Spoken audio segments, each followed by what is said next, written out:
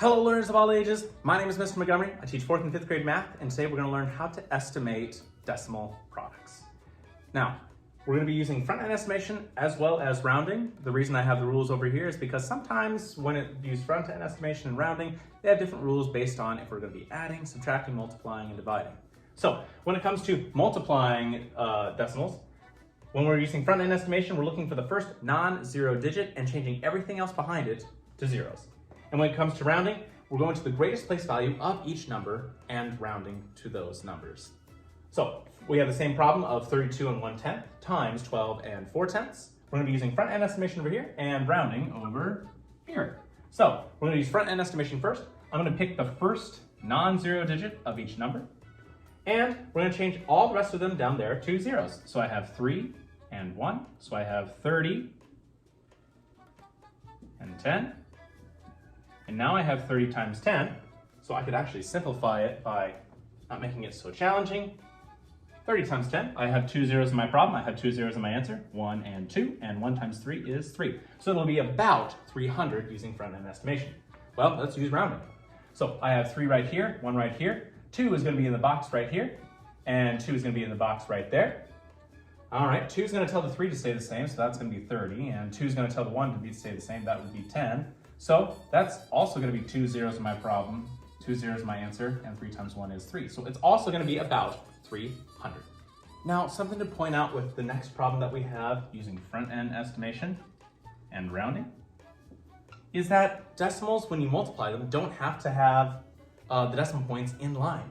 They can be off to the side just a little bit. So for this one, I have 1 and 68/100ths times 8 and 6/10ths.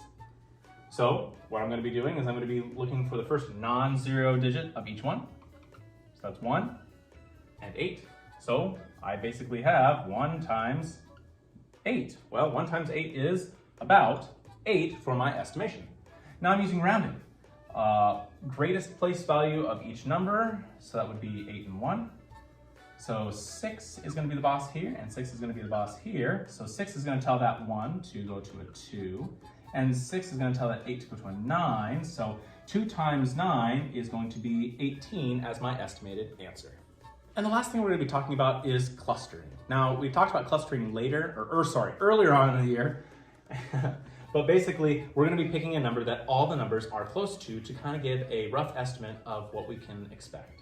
So I have 1 and 42/100ths, 1 and 39/100ths, 1 and 403,000ths, and 1 and 37/100ths. I noticed that all the ones are the same, but the second digit's the one that's a little bit different. And I noticed that I have 4, 3, 4, 3, 7 would tell the 3 to round up, and the 9 would tell the 3 to round up. So I'm just gonna go with 1 and 4/10ths for each one, because that's fairly close. And I could also write this as 4 groups, 1, 2, 3, 4 groups of 4/10ths. Well, in order for me to do that, I could use repeated addition to help me get my answer. So 4, 4, 4, and 4. Well, that's 4 times 4, which is 16. So that'd be a 6. And I'll add another whole number to the side. And I have 1, 2, 3, 4, 5 whole numbers. So that would be 5 and 6/10ths as my actual answer. All right, my 5th grade friends. If you look at page 199, you will see that we're going to be working with problems number 1 and 4. Number 1 says use front-end estimation to estimate the product. And then they have for number 4, use rounding to estimate the product. They have a bunch of boxes in there that say non-zero front digit, and estimate. Basically, they're helping you organize how you would estimate. If you have any questions on how to estimate decimal products, please let me know when you come to class tomorrow.